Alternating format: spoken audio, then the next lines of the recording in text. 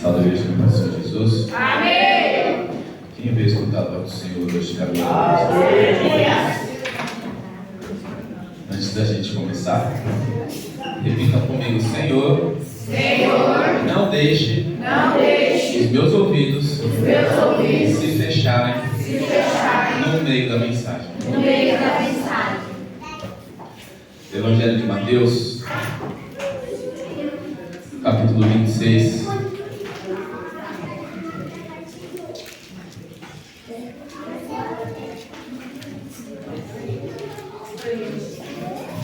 Eu gostaria que, mesmo depois que os irmãos se assentassem, continuassem acompanhando na Bíblia.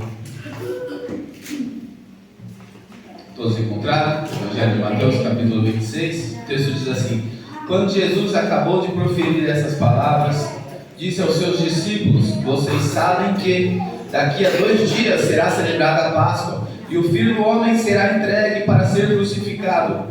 Então os principais sacerdotes e os anciãos do povo se reuniram no palácio do sumo sacerdote, chamado Caifás, e deliberaram prender Jesus à traição e matá-lo, mas diziam: não durante a festa, para que não haja tumulto entre o povo.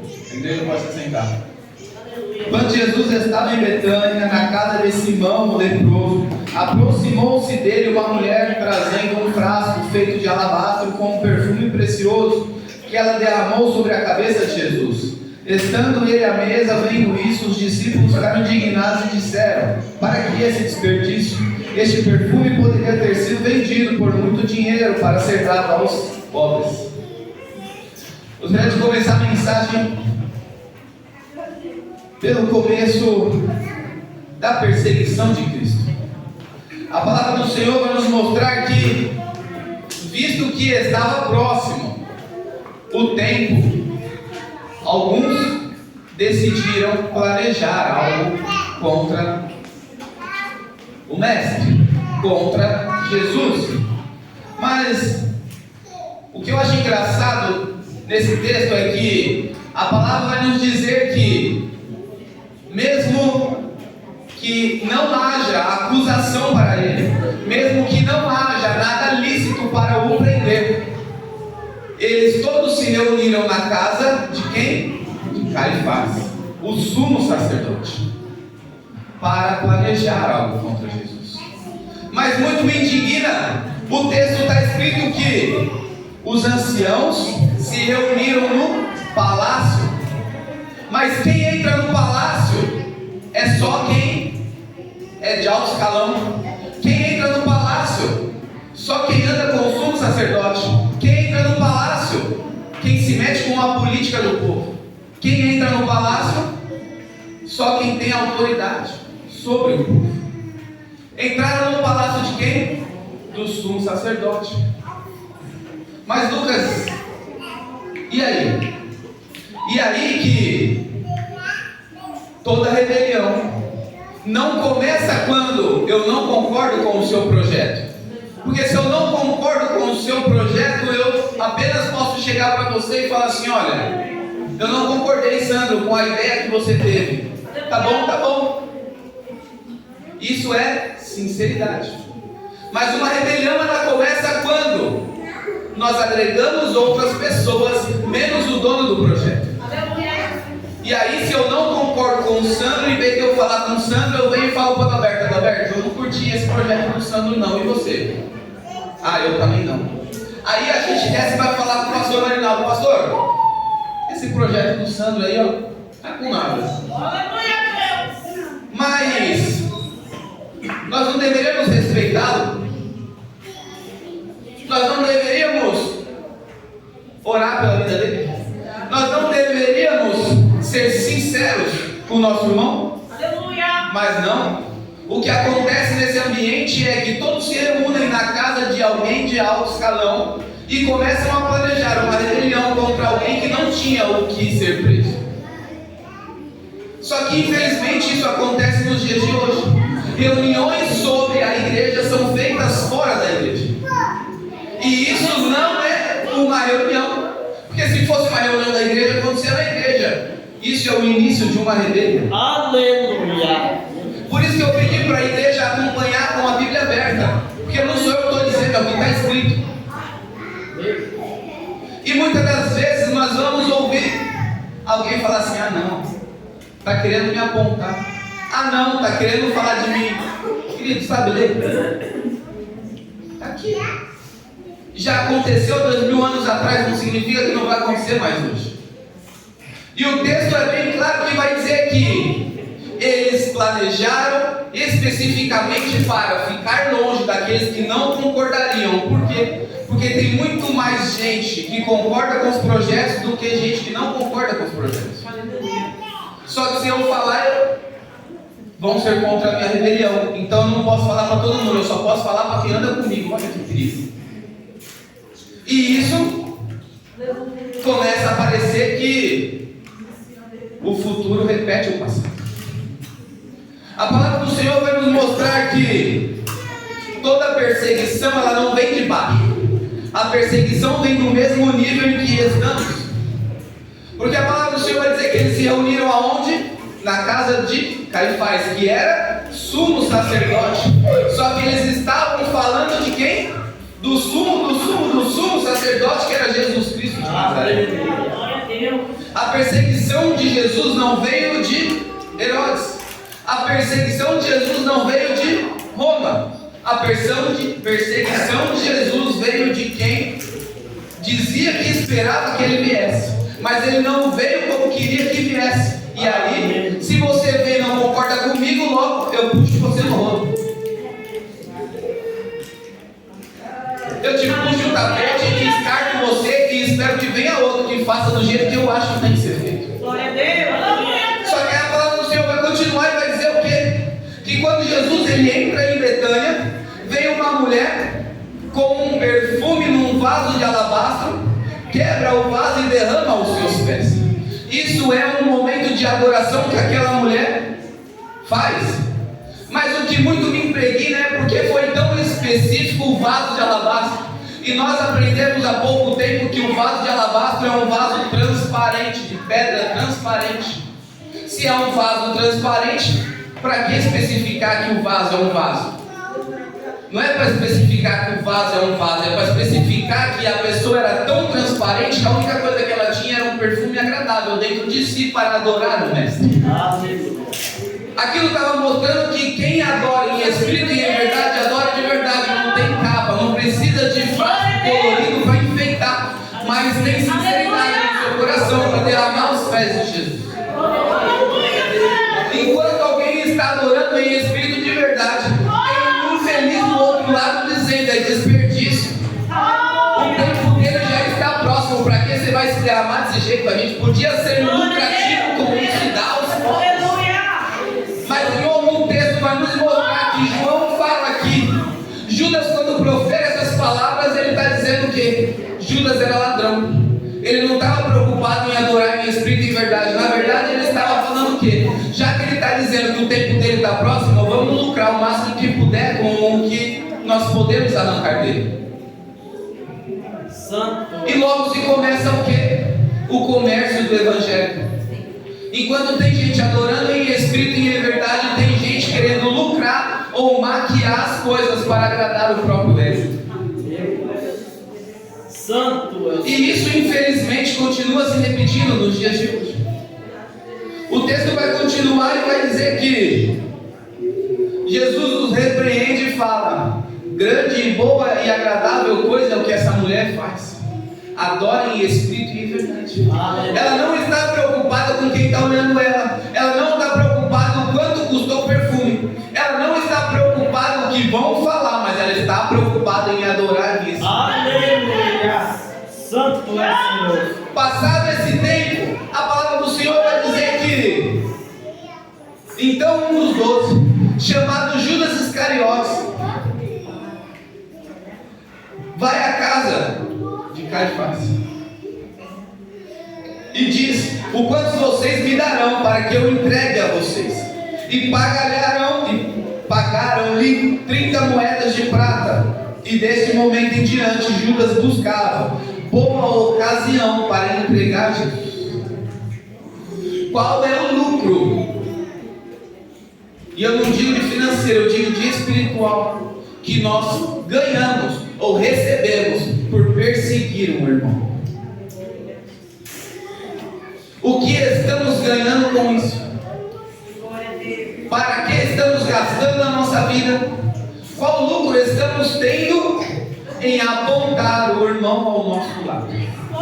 Em discordar dos projetos e fazer reuniões nas escuras para derrubar aquele que veio para agregar. A palavra do Senhor continua e vai dizer que ao cair da tarde, Jesus pôs-se à mesa que tinha pedido para os discípulos preparar para que eles fizessem a última ceia. E aí Jesus, enquanto comia, disse assim: em verdade lhes digo que um de vocês vai me trair. Preste atenção aqui. Quem vai trair? Um de vocês. Ele não aponta quem, ele fala: um de vocês vai me trair. Mas olha a pergunta que vem em seguida.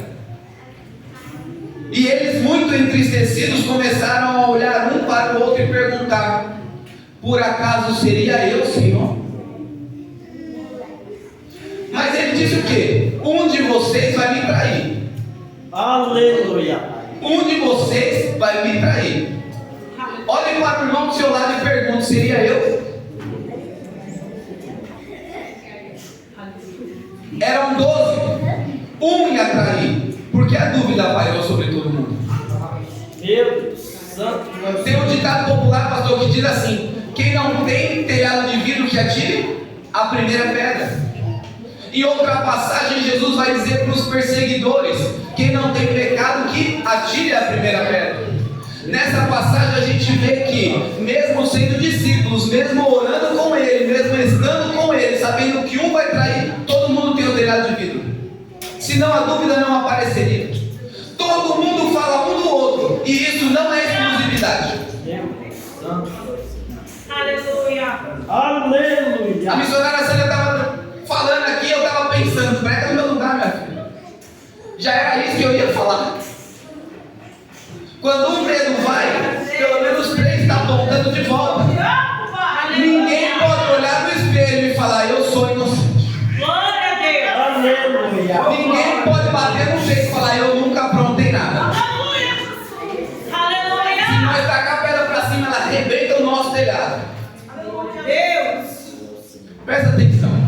Tem perseguidor? Tem. Tem quem aponta? Tem. Tem quem planeja? Tem. Mas o meu e o seu telhado também não é de vidro. Não, falei errado, desculpa. O meu e o seu telhado também é de vidro. Aleluia. Eu e você já falou também. Eu e você já não concordou também. Atira a pedra, quem não tem telhado de vidro. Eita, Jesus. Pode levantar a mão quem ousar dizer: eu nunca falei que os varão cantou desafinado. Não, é sério. Levanta a mão, pastor, se o senhor nunca olhou para mim e falou: a roupa do Lucas está desalinhada. Nós sempre olhamos uns para os outros. E está tudo bem, isso faz parte da humanidade. E infelizmente, sabe o que eu gosto daquelas igrejas de parede preta que apaga tudo, a luz só fica a luz do púlpito acesa? Porque não dá para ninguém olhar para ninguém. Está tudo escuro, você não consegue enxergar o fulano que está do seu lado. Parece a neblina quando a gente acorda às 5 horas da manhã, quando não enxerga do outro lado da rua. É maravilhoso. Eu não enxergo o pastor ali, o pastor não me enxerga aqui, todo mundo adora porque a luz está lá na frente. Mas quando a gente consegue olhar para um para o outro, às vezes a gente olha de mão grada. Às vezes a gente olha de mão grada. Pelo menos umas 3 vezes eu já falei para o Marcos: Marcos, eu gostei desse seu sapato. Isso significa o quê? Eu estava observando o sapato do irmão. E eu gostei mesmo, inclusive ele me indicou onde comprar. Não, na Shopee não. Outra vez, eu já falei para o Sandro: Sandro, gostei da sua camisa. O Sandro, para me indicar, falou: foi Leandra que me deu. Isso significa o quê? Que a gente observa uns aos outros. É ou não é? Mas enquanto a gente está sendo transparente, está elogiando, é lindo, é bonito. Gostei. queria me vestir igual, queria calçar igual, tá tudo bem. O problema é quando a gente vai às escuras e começa a falar de quem a gente não deveria falar. Já dizia Davi: ai daquele que toca no ungido do Senhor. Mal sabia Caifás e os perseguidores que estavam mandando Jesus para o lugar que ele deveria estar, para o sumo do sumo sacerdote, no alto de uma cruz, onde todos nós olharemos ele hoje e teríamos certeza que Caifás era um sem vergonha, que Jesus era o que nós deveríamos ter olhado mesmo. A perseguição, ela não te arrebenta, ela te coloca no seu lugar de propósito. E o que nós devemos fazer é entregar o quê? O perfume de alabastro, o vaso transparente que o Senhor está olhando para nós e está vendo a nossa sinceridade em espírito e em verdade de adoração. Que o tabernáculo de Davi seja reconstruído na minha e na sua vida. Aleluia. Que seja em espírito e em verdade. A adoração que Jesus disse para a mulher samaritana não precisa mais ser no templo, mas precisa ser todo o templo. Não precisa mais ser aqui ou na sua casa, mas em todo lugar que você andar. A palavra do Senhor vai continuar a dizer assim: o que comigo põe a mão no prato, esse vai me trair. E em seguida Judas é apontado. Então entendemos que, como diz o profeta lá atrás, há um tempo determinado para todas as coisas. Em outra passagem, se é visto o que está escrito, é necessário que o joio cresça com o trigo. Então vamos combinar o seguinte: o que não for de Deus nós espera Deus arrancar, e o que for de Deus nós dá graças a Deus para ampliar. Vamos seguir juntos no mesmo propósito de orar e falar: Senhor, o que é da tua vontade mantém, e o que não é da tua vontade arranca. Mas quem arranca? O Senhor. Longe de mim ter sangue inocente nas mãos. Aleluia. Longe de mim querer apontar o meu próximo como se eu fosse melhor que ele, como se eu não saísse lá fora e não desse uma buzinada extra para o cara que me fechou. Santo é o Senhor. A palavra do Senhor, ela é tão fiel e verdadeira que ela era 2000 anos atrás e está sendo hoje. Num pequeno texto nós vemos todas as grandiosidades do Senhor, que não nos deixa escapar a sinceridade do nosso coração, de olhar no espelho e não podemos falar de ninguém, a não ser de nós mesmos, porque todos nós somos falhos, mas Ele reconhece o perfume de alabastro quando é colocado aos pés dele. Tem perfume de alabastro? Será que tem perfume aí hoje no Senhor? Ou será que tem tempo? Será que o Senhor pode ouvir um obrigado, Senhor, por abrir meus olhos? Será que para o Senhor tem verdade? Porque discordar de mim é fácil. Vai discordar da Bíblia que eu quero ver. Discordar de mim qualquer um consegue. Qualquer um consegue discordar de mim. Agora, discordar da palavra do Senhor, que faz sucesso há 2000 e tantos anos, é mais complicado. Nero tentou e incendiou Roma inteira para tentar apagar isso aqui, não deu certo. Roma perseguiu e também não conseguiu. Vários perseguidores: Babilônia, os persas, os medos, fora os de hoje. E mesmo assim a palavra do Senhor continua atual, melhor do que o jornal de manhã. O que não continua atual é o meu e o seu ouvido, que muitas das vezes, quando tem que tomar um tapinha, a gente fecha o ouvido e fala: está de indireta para mim. Mas indireta não é indireta, presta atenção. Indireta não é indireta. Indireta é a carapuça que serviu. Porque se o telhado é de vidro, eu sei que eu não sou inocente. É ou não é? Se você fala de mim e eu me sinto ofendido, é porque eu estou com culpa no cartório. Aleluia, Pai. Não é triste? Porque parece direta, mas se está no texto, não foi eu. Mas se a carapuça serviu, é porque eu estou com culpa no cartório. É ou não é? Só que quando acontece aparecerem na nossa vida. Santo é o Senhor. Tem um ditado que diz assim: o inimigo do meu inimigo vira meu amigo. Certo? Se eu sou inimigo do pastor Marinaldo, mas eu declaro que o diabo é meu inimigo, se eu seguir o ditado, quem é o amigo dele? O diabo. Certo? Porque o meu inimigo vira amigo do outro inimigo, os dois é amigo, ele e o diabo, é ou não é? Deu para entender a lógica da coisa? O inimigo do meu inimigo vira meu amigo. Se vocês me têm como inimigo e o meu inimigo é o diabo, quem vira amigo de vocês? O diabo. O problema é que quando a perseguição ela acontece por legalistas, por pessoas que conhecem a palavra do Senhor, por pessoas que dizem que servem ao Senhor, a rebelião ela não começa por pessoas do mundo. A rebelião ela não começa por pessoas do mundo. Ela começa por servos, por crentes. Só que quando ela não começa por um endemoniado. Porque se ela começa por um endemoniado, a gente ora, cai e resolveu. Se orar não cair, dá um soco, desmaia e vai embora. Dá-lhe uma bicuda na cara do campo. Tem uma música que é assim, né?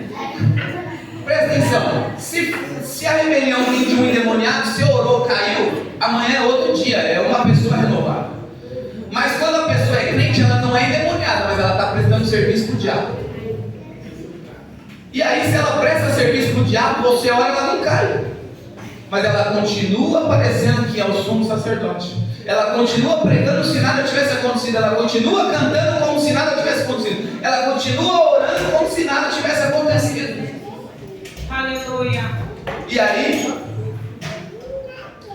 daqueles que tocam nos ungidos. Sabe qual o problema? Que o ungido do Senhor não é só quem está aqui. Não é só quem está aí. Mas todo aquele que o Senhor chamou. Se o Senhor te chamou, você aceitou o Senhor Jesus como seu único Senhor e Salvador, você também é escolhido dele. E se for só para te atacar de forma maldosa, eu estou em pecado. Por isso que nós não podemos falar nada da boca para fora. Nós só podemos usar a palavra, mas vai usar a palavra para atacar? Não. Se nós fosse usar a palavra para atacar, tem uma carta de Paulo aqui que já mandou botar uns 3 para fora, que nós fica com dó. Quantas vezes já não quis botar o Jurandir aberto para fora? Tem uma carta de Paulo que fala assim: se você repreende, se você fala e o patati patatá não dá atenção, bota para fora. Não tem uma carta de Paulo que fala assim? E eu estou usando os irmãos de exemplo porque a gente brinca, dá risada e tudo bem. Mas se tiver que falar, já fala na cara logo. E tá tudo certo, por isso que eu brinco com os irmãos. Como eu falei na última palavra, não tenho papo preso com ninguém. Então, se vocês gostarem de mim, vocês gostou, se vocês não gostar, fica tranquilo. Presta atenção nisso aqui. Quando a palavra do Senhor nos mostra que a perseguição é desse jeito, qual é a nossa obrigação? O texto finaliza dizendo que Jesus vai para onde? Para o Getsemane. Jesus vai jejuar e vai orar. Aleluia. E vai cumprir o seu propósito. E ali ele cumpre a sua crucificação. Aleluia. Que foi por mim e por você, que tem teto de vida, para hoje sermos perdoados por apontar quem não deveríamos apontar, por falar de quem não deveríamos falar. E que essa palavra fique no coração dos irmãos. Se estiver doendo aí, jejue. Ora em jejum. E quando acabar o jejum, vai lá e ora de novo. E a vitória vem, é surpresa. A palavra do Senhor ela não faz curva.